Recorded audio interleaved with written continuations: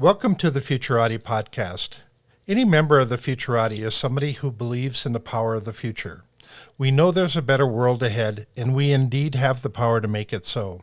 In our podcast, we talk to the best minds in the world about the most urgent problems facing mankind today, and we hope you learn as much from them as we do. I'm Thomas Fry, a professional futurist and keynote speaker. And I'm Trent Fowler, a machine learning engineer and author. Thank you for joining us.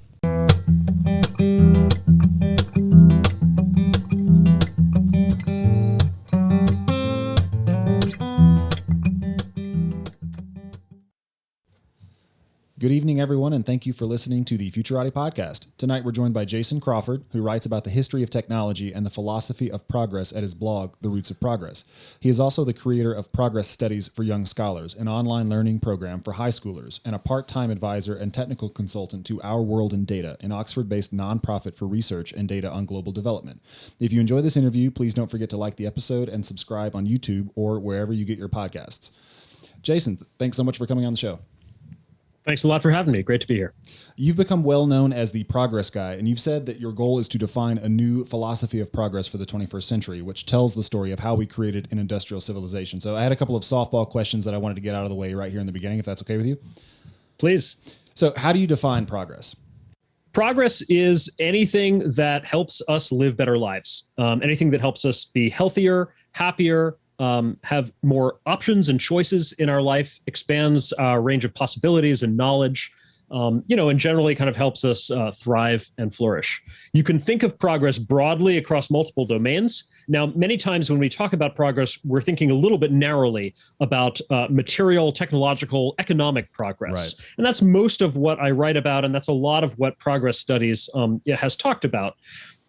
Things like inventing better technologies and machines, automating manufacturing and agriculture, discovering antibiotics, new sources of energy, all of these things increase GDP, raise standards of living, and generally kind of improve material living conditions.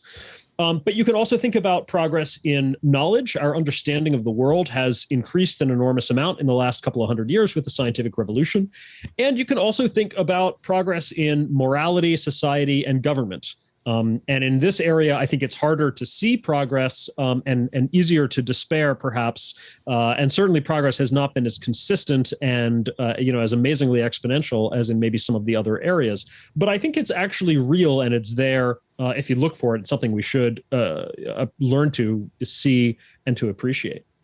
So why is it necessary to have a discipline that is focused on progress as a philosophical concept? Well, first off, anything so important to human life and flourishing, it deserves dedicated study, right? When you think about what has happened to the human race over the last 200 or 300 years, enormous numbers of people have been lifted out of poverty. Poverty has been virtually redefined. Entire new standards of living have come into existence. Millions or billions of lives have been saved by technology. We are made, much more wealthy and comfortable and safe. And as I said, we've expanded our opportunities to live the kind of life we want to live, whether that's, we get to live where we want to live. We get to meet different kinds of people, marry whom we choose, decide whether to have children or not, and when and how many, all kinds of ways in which our life has gotten better. When you look at this, the advance of technology, science, and industry over the last couple hundred years is like the greatest humanitarian project ever. No humanitarian of, the year 1700, outside of maybe an extremely select circle of kind of Enlightenment thinkers, could ever have conceived of a project of this magnitude to bring benefits and value to the human race. And so when you look back at history and you realize that for thousands, tens of thousands of years, people suffered and died in what we would now consider crushing, extreme poverty. And only in the last couple hundred years, we've really been making significant progress in lifting ourselves out of that. Then if you care at all about human life, you just have to ask, how did that happen? Why did it take so long? And how do we keep it going? Right. So is that why it took so long for people to realize that this is a special subject that deserves its own study? Just until the modern day, we didn't have such a remarkable contrast to the way life was before. Yeah, well, I think it took a while for people to even believe that progress of this type was possible and desirable. Joel Mokyr covers this well, I think, in his book, A Culture of Growth, which is one of the books that really started me off on this whole project. He wrote a good article in The Atlantic titled something like Progress Isn't Natural. And he explains that the very idea of progress is a relatively new one in human history. Really didn't have it until around kind of the era of Francis Bacon and sort of scientific revolution, 1500s or so. And he really shows how in the 15 and 1600s, this concept evolved in the West and laid the intellectual foundation for the Industrial Revolution. In contrast, most people in most places and times have sort of the opposite mentality that Mokyr calls ancestor worship, where you essentially believe, and many people in Europe believed, that our ancient ancestors were the greatest people who ever lived. They know everything that anybody could ever learn. In fact, everything was revealed to them in ancient times. We can never surpass their achievements. All we can really do, or their knowledge, all we can really do is read the ancient texts and try to glean what knowledge we can from them. I think this was reinforced in Europe because of the peculiar history of kind of the Roman Empire and then the fall into the Dark Ages. A lot of knowledge and technology was lost. Right. And so by the 12, 13, 1400 or so, you have people looking around and they're looking around at some of these ruins that were left. I mean, the Colosseum and the aqueducts and even the pyramids in Egypt, and they're saying to themselves, wow, we don't build stuff like that anymore, except for some cathedrals here and there, but it really seemed like there was this race of amazing people who lived thousands of years ago. And then they started rediscovering knowledge, right? They started rediscovering ancient texts, and you had the Roman guy who did all the Vitruvius, I think it is, who wrote about the ancient Roman methods of building and architecture, and you see this knowledge, and it's like, wow, there's all this ancient knowledge that was lost, and you can really very easily think that these were a bunch of people thousands of years ago who were far superior to us. That doesn't seem like a progress story. It seems like the opposite, right? And so the idea that, hey, we can actually surpass the ancients. We can learn more than they knew. We can achieve things that they could never do. We can have capabilities they never had. Like, that was a deep philosophical idea that needed to explicitly be conceived and championed. And for hundreds of years, there was a debate about this in the Western world of who was greater and who could be greater. And it was really by late 1600s, around 1700 or so, especially with the achievements of Newton, that debate was finally put to rest. And people saw, yes, we can make progress. We can do better, and started to think that maybe history could be not cyclic or stagnant, but an upward trajectory into the future. So I make a hobby out of intellectual history, and I just find the evolution of concepts really fascinating. And a recent guest we had was Dr. Thomas Moynihan, who focuses on the discovery of the concept of existential risk. And so I know this isn't really your focus, but do you have any thoughts about how that developed over time, like how we discovered the notion of progress? Because as you just said, in 1310, somebody living in Western Europe, looking around at the Colosseums, imagining that progress isn't really achievable, would have been somewhat justified in that, right? I mean, they see that there's all this architecture around that they can't replicate, that nobody can replicate, nobody has any idea how this stuff was built, and that with Isaac Newton and his discovery of the laws of motion and the way he advanced science, once and for all, that was kind of put to rest. So have you spent any time just thinking about how this has developed? Well, going back to Mokyr, he says that one of the early cracks in the foundation, so to speak, was the sort of the age of discovery, and in particular the discovery of new continents. So when, Columbus ran smack into the Americas, wow, well, here's an entire continent or two that the ancients didn't know about. This isn't in any of their books. This isn't on any of their maps. I guess they didn't know everything. I guess not all knowledge was revealed to them in ancient times, right? Okay. And so, things like that start to give people the idea that, maybe there is new knowledge to be found. And then, figures like Bacon were very influential. Bacon sort of showed the way in terms of how to be much more experimental in knowledge, which was a key epistemological piece that was missing. If you look back at the ancient Greeks, for instance, and the science such as it was that they had, they like to jump to conclusions. They would make a few observations, perhaps, of a pretty rudimentary nature, and very quickly they would start theorizing. They would start spinning theories of everything. And this is where you get the four elements, or the, everything is water, and right. So forth. And, we can cut them a little slack. They were very early. They were ahead of their time. Their science was a huge advance over the complete lack of science, the non-science that had come before. But they were obviously missing something key about the scientific method, right? They were missing the very rigorous, bottom-up experimental method that makes very detailed, careful observations and doesn't try to jump to abstract conclusions in one enormous leap.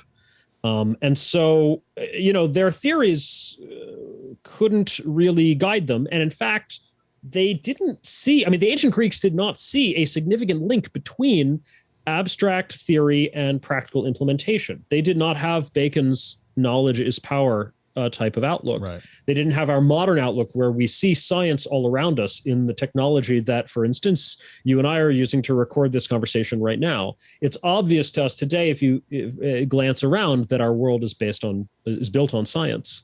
But that was not true in the ancient Greek world, nor did they see how it could or would be true. So that itself was a huge advance. And that notion did exist by the time of Bacon, but it was very new. Right. So that notion had to get defined and championed, and then sort of built out over the coming centuries as science advanced. Yeah, one of the things I talk about when I do talks on the future of education is that the human race has an unwritten mandate to pass information on from one generation to the next. Now, that was not always true, though. That started to come about maybe in the 1500s. With the Gutenberg press and kind of as we were able to speed up communications inch by inch along the way and kind of get information around the world. But that's really more so today. In our education systems have been working in concert to try to make that happen. But I think that we're still a long ways from reaching an optimal state of passing information on from one place to the next. I'm sure we could get a lot better.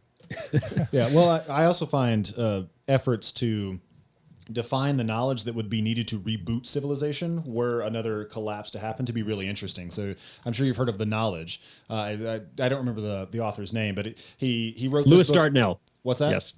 Lewis Dartnell. Yes. Lewis Dartnell. So have you read the book?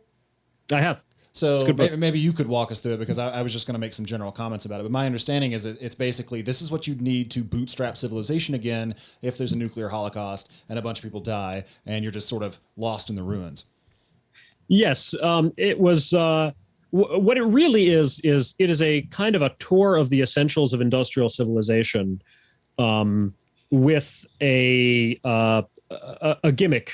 There's a conceit to the book, which is this notion of what if we were trying to restart civilization in the aftermath of an apocalypse or something. It's not a serious guide to that. If you're a true prepper, you'll be a little disappointed by the book. But if you're just like me, interested in an overview of some of the key technologies supporting modern, our modern standard of living, then it is a very nice overview. He covers, some of the basics of agriculture, key chemicals that are made that you would need, key applications of the germ theory that you can use to avoid disease, even how you would begin to restart science, and how you can make glass and lenses and grind lenses and all sorts of things like that. So it's a really nice survey of some of those key technologies. Oh, fantastic.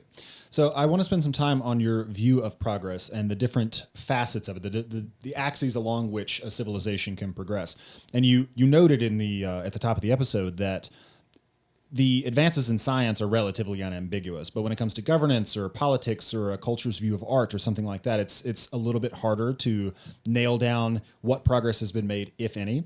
And I would stipulate that it's pretty difficult to look at the numbers on child mortality or life expectancy or access to clean water and not believe that the world has gotten almost inconceivably better.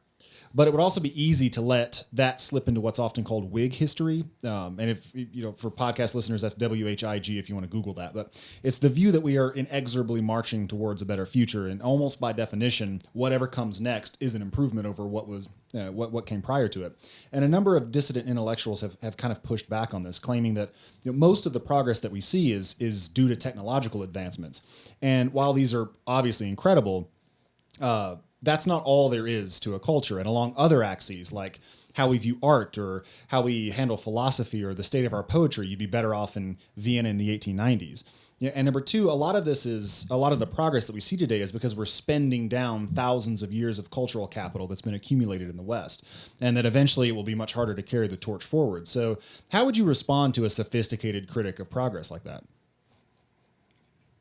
Well, on the social political angle, I do think that progress there is more mixed. And I certainly wouldn't say that we've seen orders of magnitude progress along virtually every axis the way I think we have seen in material progress. Right. However, I would ask people to just contemplate a few facts. So first, in 300 years ago or less, virtually the entire world lived under monarchy. That is no longer the case. Most of the, a lot of the world, I don't know if I can't remember if it's a majority, but a lot of the world now lives under essentially, Republican forms of government with democratically elected representatives, what we loosely call democracy. And, even in a place like Britain, where there's technically a monarch, they're basically a figurehead, and it's really constitutional. Nominal, right? Yeah, nominal. There are few monarchies left in the world, and they are, certainly not the most influential countries. So that's a big deal. And after thousands of years where virtually nobody tried anything, even considered or thought about anything other than monarchy, that's a really big deal. What are some other things? Like, we actually have, no matter how well or poorly you think it's functioning or how corrupt it might be, we have a justice system that is explicitly based on certain standards of procedure and evidence. That is a really big deal. We don't, we don't burn witches at the stake anymore. We don't have trial by ordeal, right? We have, we have jury trials, we have standards for evidence and so forth. So, that is a big deal. Taxes. Taxes used to be, at one time, at least in feudal Europe, were a fairly arbitrary power. When the king or the lord needed money, at least in some times and places, they could basically just ask for it. I need some more money, time to pay up everybody, right? And they could ask for it in all sorts of forms, right? So taxes weren't always just in money. They could ask for it in grain, in labor, right? A labor tax sounds a lot like slavery, doesn't it? Yep. It's basically part-time slavery. And this existed well into, this labor tax, by the way, I believe existed in some forms, even in the United States, into the 1700s, in some places and times. We don't do this anymore. We don't require labor from people anymore. We don't, taxes are well defined. They are written down. They can only be changed by law. They are payable in money and only in money. Like, those things that we completely take for granted were not always the case. Were not the case until relatively recently in history. Those are just a couple of examples, but I think there are actually many, many ways. Oh, and of course, Steven Pinker has a whole book, The Better Angels of Our Nature, how violence has declined, that covers, many other related aspects of this. He talks about the decline of torture. We don't allow torture anymore. Or even the torture that is allowed is absolutely nothing like, what they did in the Middle Ages. Right. We don't, animal cruelty has been reduced. We don't let kids just, torture cats in the street for fun anymore. We don't have public hangings anymore or people in the stocks. So there's an enormous amount of there's just many, many ways in which I think moral and social conditions have improved. Yeah. Are you aware of the Alvin Toffler's last book? He used this example of holding this imaginary radar gun to society and then gauging the speed with which certain aspects of society were moving into the future. And he said that business and industry was moving very quickly, and so he'd rate that at like 100 miles an hour, and then he would take it back to family life is moving slower, so maybe that's moving 60 miles an hour, and then all the way down to different aspects of government that move much slower than that, and then at the bottom he says was the law, and the law changed very, very slowly, so like 4 or 5 miles an hour. And so it should. I always thought that was such an interesting way of thinking about kind of the rate of progress, and in that we have to kind of pick apart the different layers of society and see what's moving and what isn't, and what kind of friction that creates in between these different layers. Have you done anything around using examples like that, models like that? That's interesting. I haven't thought about that much, although what it does remind me of is something called the Pace Layers model, which I learned about through the Long Now Foundation. So you can look that up. It's there. That's something a little bit different, but they talk about different layers of the world, I suppose. As I recall, the bottommost layer is sort of nature, or like almost physics, laws of nature. And then it progresses through, I don't remember all the levels, I think culture, government, infrastructure, commerce, and then the most ephemeral and fastest moving layer is fashion. And so at the outer layers, you have these very fast moving, very ephemeral, kind of turbulent things like fashion. And then it goes all the way down through to nature, which basically doesn't really change.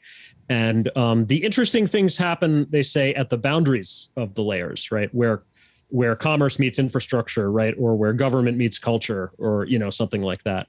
And also I believe part of the model is that every layer is trying to become the layer below. Right. So fashion is trying to be commercially successful. Businesses are trying to turn into essential infrastructure. Infrastructure is trying to turn into government. I forget exactly how it goes, right. But something along those lines. I think the fastest layer has got to be dank memes now. Like fashion. That'd be the outer layer of fashion. Yes, exactly. The exosphere of the Pace layer model.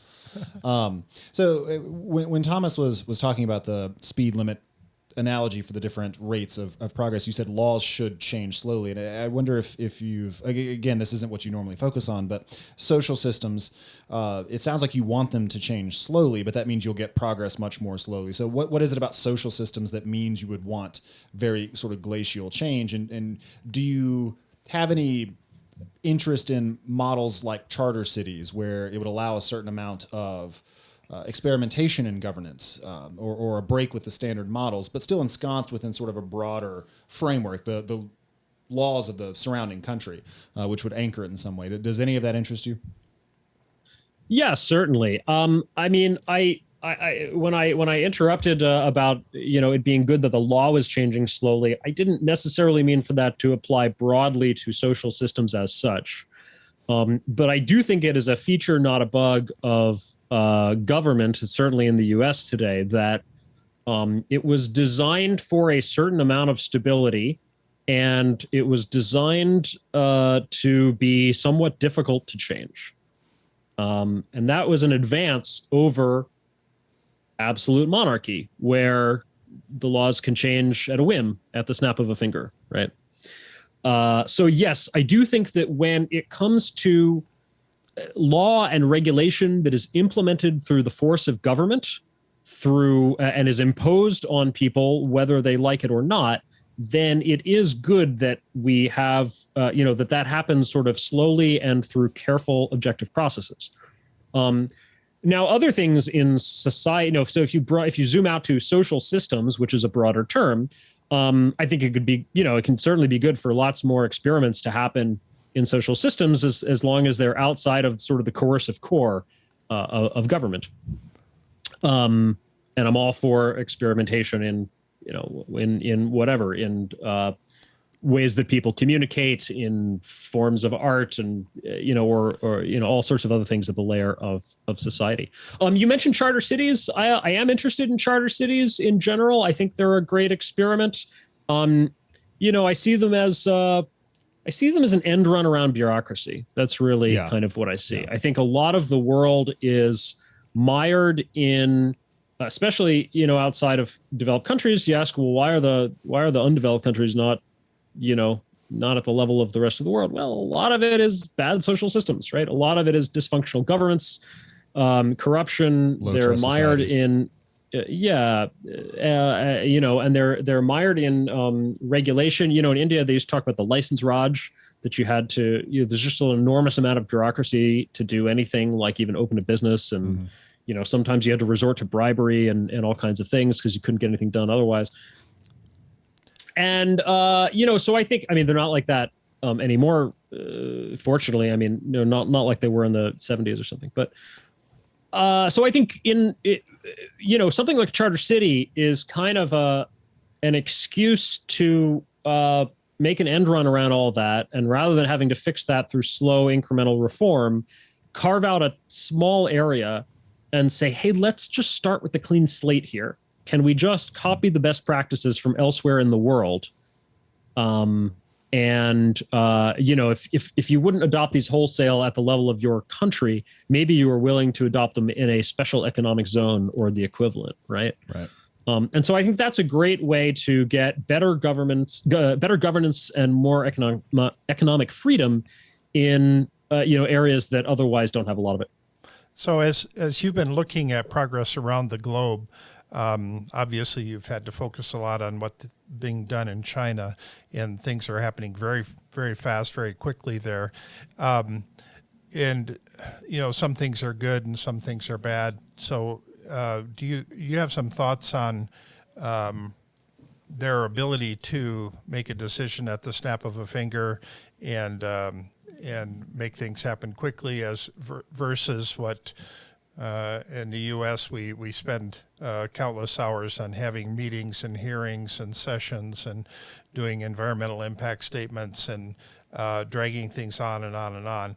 And in China, they can get 1,000 things done in the time that it takes us to study one thing. Well, I would also add another good historical vignette of that process is the Meiji Restoration in Japan in the latter part of the 19th century, where they basically industrialized over 20 or 30 years.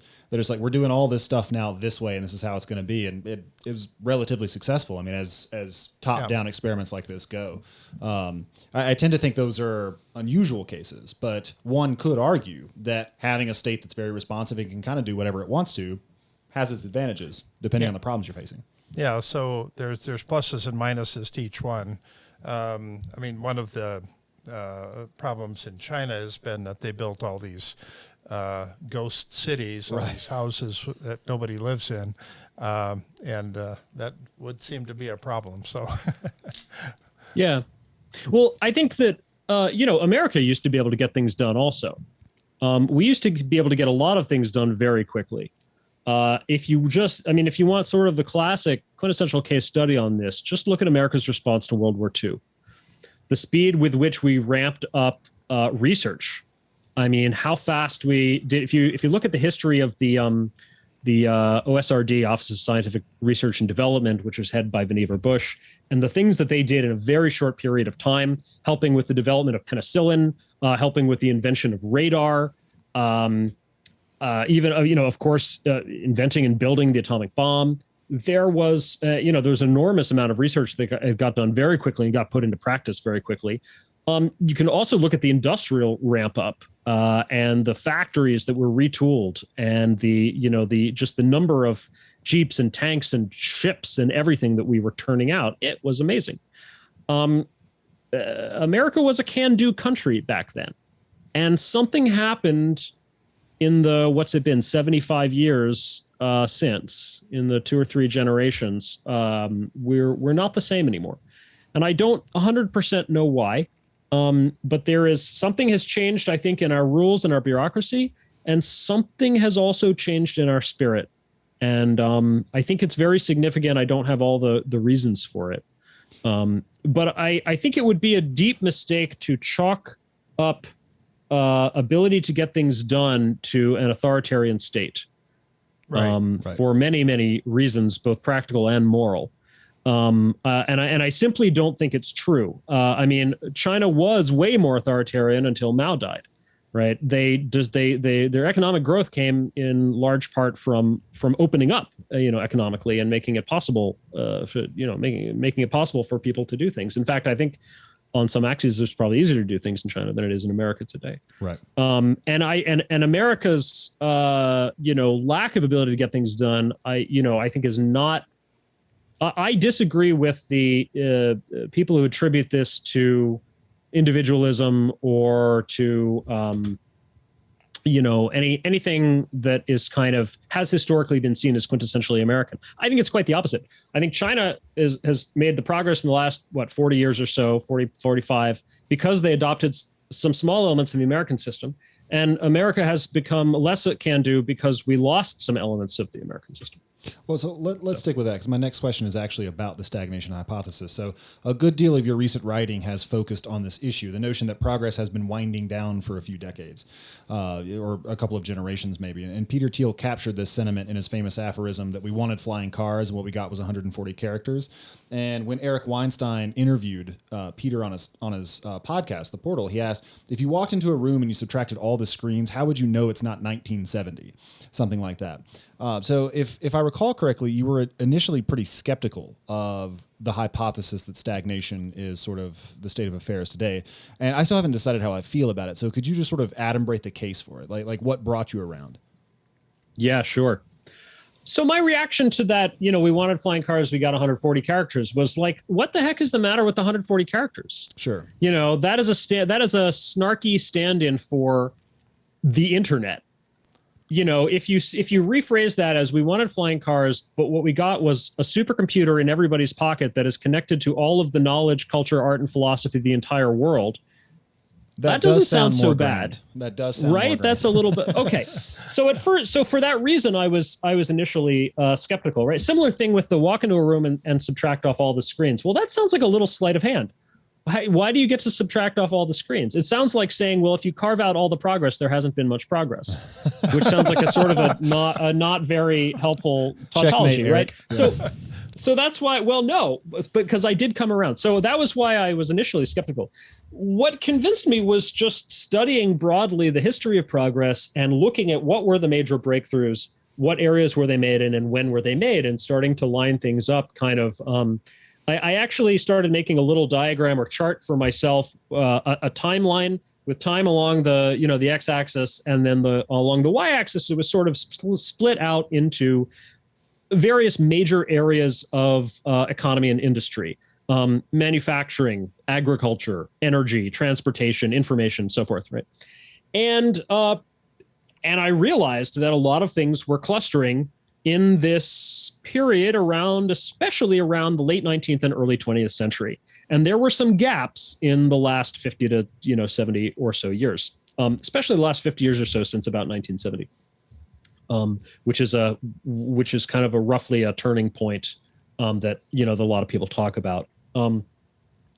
So if you just look broadly, kind of like what were the really major breakthroughs, especially these kind of fundamental enabling technologies or these whole areas that were getting revolutionized. Well, if you look back to, what they call the second industrial revolution from the late 19th century to through the early to mid 20th century, what did you get? Well, in manufacturing, you had, the whole really, I mean, not the entire factory revolution, because some of that happened before, but you had like the assembly line and an enormous amount, you had basically the advent of mass manufacturing.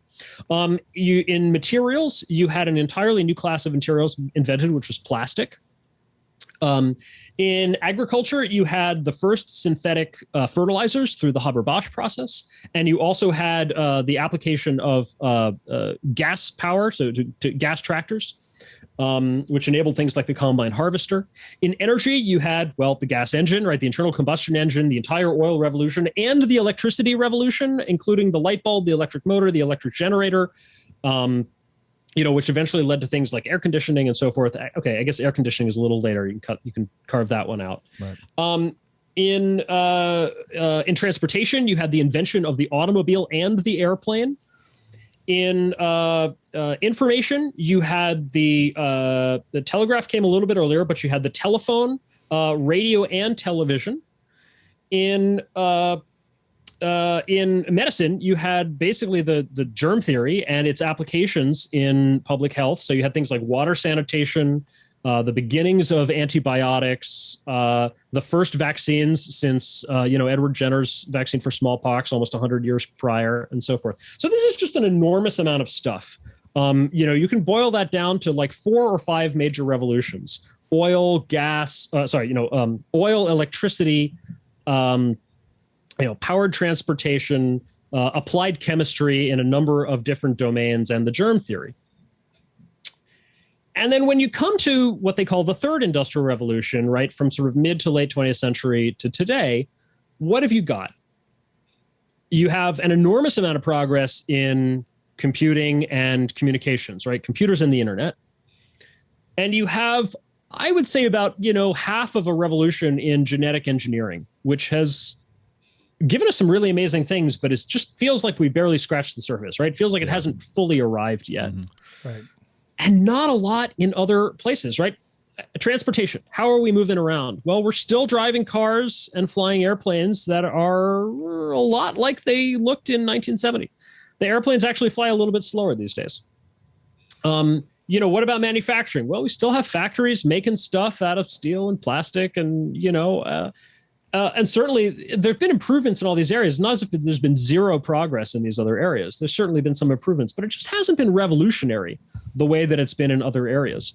We have not done for cancer and heart disease what we did for infectious disease, right? Dropping mortality rates by like orders of magnitude by fundamentally figuring out the science and then applying some very basic remedies. So you just look across the board and, progress is still faster now than it was at any time in the pre-industrial era, right? Stagnation, the term stagnation throws people off because it sounds like zero progress, or it sounds very negative, like, I'm so unimpressed by this progress. It's like the derivative of the rate of progress is sloping downwards. Yeah, it's really just saying that we are slower now than compared to the super impressive, historically completely unprecedented peak of the late 19th and early 20th century. And I think when you survey those things across the board, it's just true. I mean, to argue otherwise, you'd essentially have to say that the computer revolution, and this is you get a lot of pushback on this because people want to say, but look, the computer revolution, it was really amazing. Think of all these things. And yeah, I know. I love the computer revolution. By the way, my training was in computer science and my previous career was all in the tech industry. I love computers as much as anybody, but it's hard to argue that computers and the internet and, recombinant DNA together are equal to, let alone greater than, the sum total of oil, electricity, cars, airplanes, the telephone, radio, television, plastics, and the germ theory, right? It just doesn't stack up. Yeah, some of what's happening, though, is we're seeing second waves in these different industries, like the power industry right now, going through some major transitions. And some of the stuff that Elon Musk is trying to do with the solar shingles, and then actually creating microgrids in cities, creating blockchain systems for selling electricity from one person to the next. That type of thing, we're kind of setting some of the groundwork for that, as Musk is trying to. I think the prediction is that he'll have over 1,000 microgrids before the end of the year, which is pretty staggering because a lot of this stuff is happening in the background. If he doesn't tweet about it, you don't know what's happening. And I want to clarify that everything I'm talking about is a backwards looking, it is a summary of history. It is not a prediction for the future. And the folks who have advanced the stagnation hypothesis actually, I think, have very different views of the future, ranging from Tyler Cowen, who wrote The Great Stagnation in 2011, I think it was, who predicted that it would end within 20 years or so of the book. He sort of saw it as kind of a temporary malaise that we were going through and that we would pull ourselves out of. Contrast that with Robert Gordon, who wrote The Rise and Fall of American Growth, and basically is saying innovation is dead and there's no more growth ever. No more high growth. The era of high growth is over. It was a temporary phenomenon. And all the big things have been invented and that's all there is to it, which is a little, I don't understand how we can have that view, but that seems to be his view. And then if you go to Peter Thiel, from what I've read, seems to talk about it almost, as a moral failing. We dropped the ball. We let progress go. We don't do big things anymore. We lost our optimism and our confidence and our courage for the future. And we need to pick it up and get our butts in gear, basically. I don't know if he would exactly agree with that, but that's certainly the impression I get from his writing. So those are three very different views of the future of progress, but from three people who all sort of agree on the past. So I agree with you that there are certainly some very interesting things on the horizon across a number of fields. And if they all came through, you can certainly see progress, the overall rate of progress really picking up. That said, I think if you start to look at some of the things that people have hypothesized about what are the causes of this stagnation, none of them are going away. And so any optimism I have for the future has to be a little tempered by that. I don't see some of the core problems having been solved yet. Yeah, I would agree with you there, but I spent a lot of time looking at the post-COVID world and what we're moving into, and it looks to me like a lot of countries are going to be spending major amounts of money on what I refer to as mega projects, and these can be infrastructure projects, but they can range across the board to include a lot of other things. And it's intended to keep people employed or re-employ a lot of people, and so tackling things like creating a colony on the moon or on Mars, all that money gets spent on Earth to prepare for doing something in space. Looking at the idea of building a bridge across the Bering Strait or across the Darien Gap that would connect North and South America, these are all doable projects if we have the political will to do them. And I don't know if COVID changed that just as a way of trying to spark our imagination again. We need to do something. We need to invest big dollars, but maybe. And so I'm curious as to what your thinking is on moving forward into an era of mega projects.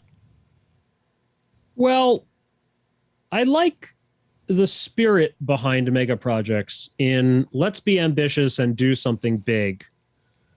The risk of mega projects, some of them I think have not turned out so well in the long view, looking back on them. So, the last space mega project we did was Apollo. Yeah. Apollo was great until it ended. And, when it kind of pushed us forward in a number of ways, but it was kind of this big showpiece. And, maybe it even had some sort of geopolitical justification, but in terms of advancing technology, it's not really clear that it did, or at least not for the long term, right? Yeah, I was just going to say, could you expand on that a little bit? Because I would have said it's obviously true that it advanced technology. So that's really fascinating that you're saying that. Yeah, except 3 years after we went to the moon, we stopped going, and eventually we didn't even have the capability to get to the moon anymore. And then eventually we didn't even have the capability to lift. I mean, NASA doesn't have the capability to lift off rockets anymore, right? I mean, they have to contract to SpaceX now, and for a while it was the Russians, wasn't it? You didn't have launch capability. So, when you look at real progress is sustained progress over the long term that leads to economic outcomes for a broad set of people, right? That actually makes people's lives better. And the Apollo project, as much as I love the spirit behind it, and it's a really inspiring, just historical thing. It just didn't, it didn't go anywhere after that, and it sort of left a gaping hole. And so I think when these things are driven, and supersonic transport is a little bit similar in that it was kind of, the Concorde was done by the British and French governments, and was kind of pushed forward a little bit on the basis of national pride. And because of that, and because it wasn't driven by the good old-fashioned profit motive, they never really made it economical. It was always extremely expensive to operate. And because of that, it was never affordable to the broad, to any broad segment of people. It was always kind of a luxury for the rich.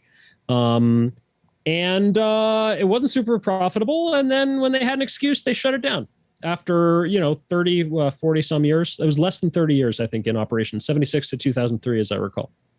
So, these things that aren't driven forward on a basis of sound kind of, an economic basis, right, where you're finding a real way that this makes a lot of people's lives better and creating a sustainable for-profit business model for it. They just often don't actually, they're a bit of a stimulant. They give you a high for a decade or two, right? Maybe even 3, but they're not a kind of healthy, sustainable, long-term approach to progress, in my opinion. So how is that different from building the railroads in the 1800s, and because that ended up being a sustainable business model, and then going into space? That's the answer. It was a business. They charged, people wanted to go from one point of the end of the railroad to the other, and they charged money for it. So that was self-sustaining. Okay. If people wanted to get to the moon, then maybe Apollo could have been the beginning of a business, right? But nobody was going to pay to go there. So, well, as I recall, nobody. That's why I'm optimistic, by the way, that we can actually get. So I'm optimistic about both space and supersonic, because today we are starting to see in both of those areas the beginnings of a private renaissance. And these companies have sustainable business models. When you look at Boom Supersonic, for instance, they were built from the very beginning on how can we make this economical and affordable, and make the business model work. Space, I'm a little less clear on, but I think I'm optimistic that it could even begin with tourism. And if you could bring the costs down for space tourism, I think that would be a way to just get some money into the system and kickstart it. And then you can bring the cost down even more, bring the reliability up. Maybe you can start using it for other things. We're already starting to see companies that are looking for practical applications of manufacturing in space. And there might be some interesting, things that you can do in the microgravity environment.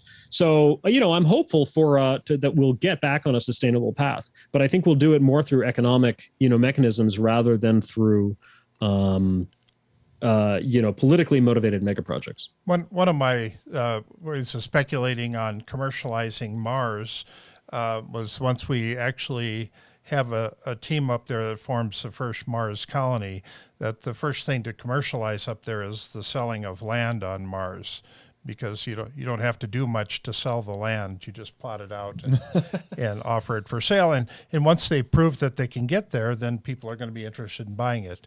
And there's actually more land on Mars than there is on Earth, because there's no oceans. So they've got a lot of resources. What would they do with the land?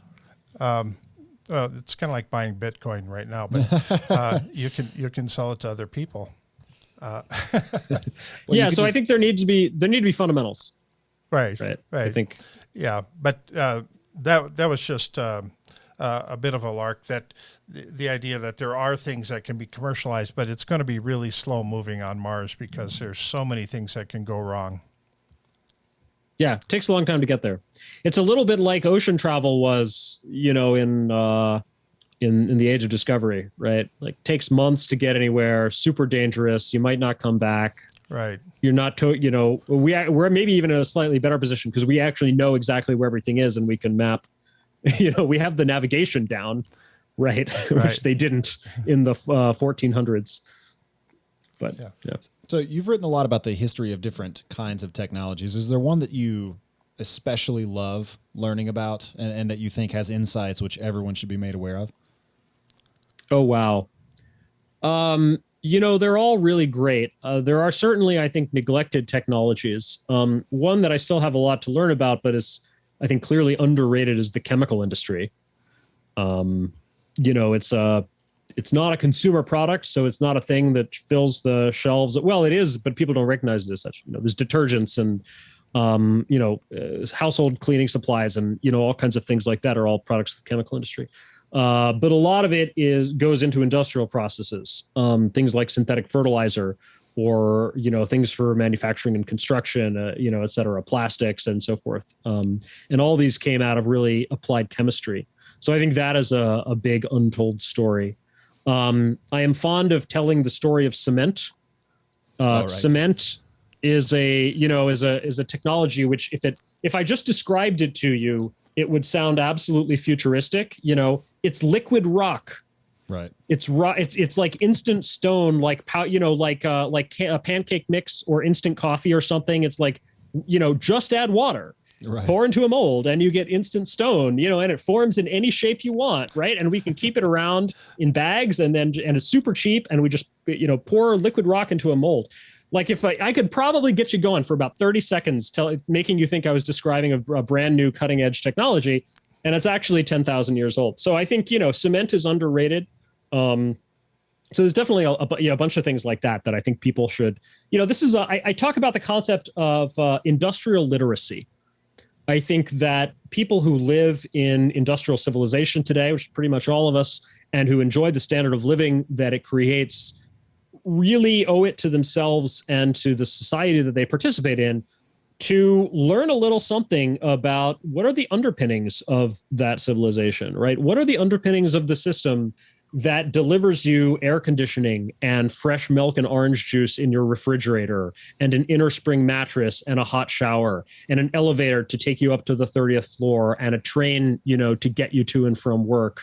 Movies and television streaming on demand, like all of these things that we all, that we enjoy on a daily basis. What does it take to deliver that to you? I mean, that is a gift.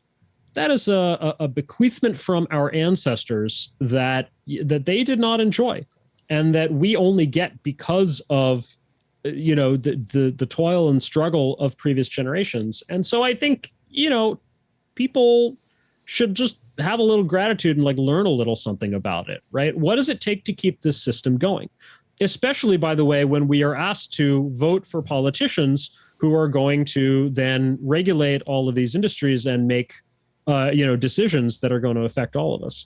And so I think not enough people know enough about just kind of the basics of what it takes to keep the world running. So we're in a unique era where we have lots of people that are health conscious, and we're much more aware of things happening around the world. So if somebody releases a new report in Russia or in South America or in Australia, we know about it 10 minutes later. And so we're very health conscious about everything that we consume and everything that we eat. And I'd like to get some of your insights as the progress in the agriculture world and how it's meeting the demand for the new consumer that's evolving here. Yeah, sure. I'm just beginning to research agriculture for myself. So I've been looking into a lot of things that happened in the 19th and early 20th century, a little less up on the latest developments. I mean, I think, the basic story of agriculture is that I can explain it in two words. Our problem in agriculture used to be famine. Today it's obesity. Yeah. That is the basic story, right? That the problem for almost all of human history was just producing enough to make sure everybody got fed, and having that on a reliable basis. Agriculture was just sort of unreliable in a way that I think is difficult for us to appreciate every day when we get fresh deliveries of everything we could possibly want to eat to a supermarket within, 5 minutes drive of us, pretty much wherever you live.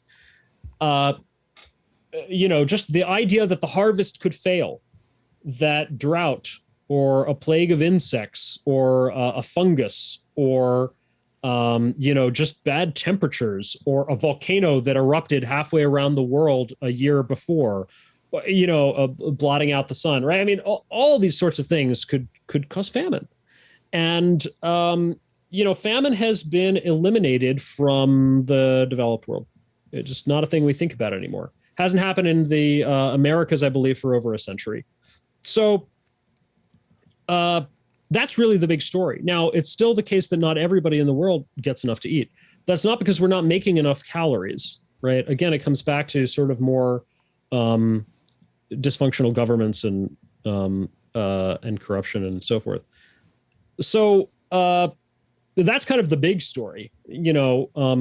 How we did that was through innovations in a number of areas, fertilizer and soil fertility, most of all, agricultural mechanization, which has allowed us to do all of this with just a few percent of the population, working on farms, whereas it used to be literally more than half the workforce essentially had to be farmers, because with older methods and technology, you could a farmer and his family could make enough to feed themselves and one other family, just about. So, half the people had to be involved in farming.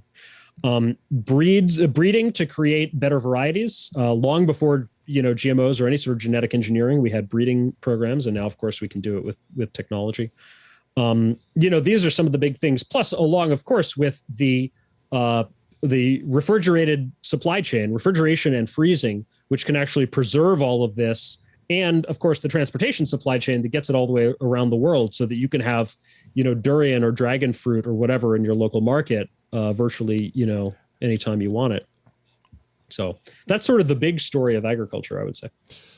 So in an essay you wrote, almost all our progress has been made in the last 500 years, even though we've had writing for 5,000 years and language for 50,000. Seen this way, we are fantastically wealthy relative to where we were even 100 years ago. And by implication, we are desperately poor compared to where we can be 100 years from now if we keep this going. I found that just such a beautiful and compelling message, and I wanted to close by asking what gives you hope? A number of things. At the object level, on the technological frontier, there's a number of things coming along. We've had some big breakthroughs recently. The first ever approved mRNA vaccines, the first ever, as far as I know, vaccine that was developed within less than 1 year, developed and delivered to the market in less than a year from the time that the germ itself was identified. That, I believe, has never been done. It usually takes years or decades. This, I think, could be an early indication of a real revolution in biotech and genetics in particular to come in the coming decades. CRISPR, I think, will be a part of that. That's a tool that just accelerates the research and the engineering here. We've seen some really impressive achievements in artificial intelligence. Most recently, I would say AlphaFold, with its application to protein structure determination, was a really interesting breakthrough. As I mentioned, the beginnings of a private renaissance in space and supersonic travel. Some interesting things happening in energy technology. Geothermal is something, if you look up, Eli Dorado has been writing a lot about geothermal energy, which is pretty interesting. Of course, the costs of solar power have been coming down enormously. There's been a lot of progress there. And there seems to be a renewed interest in nuclear power, with sort of projects going on to kind of maybe have a revival of fission, and also, some really interesting experimentation going on in fusion. So, across the board in kind of a lot of areas, there seem to be some hopeful signs.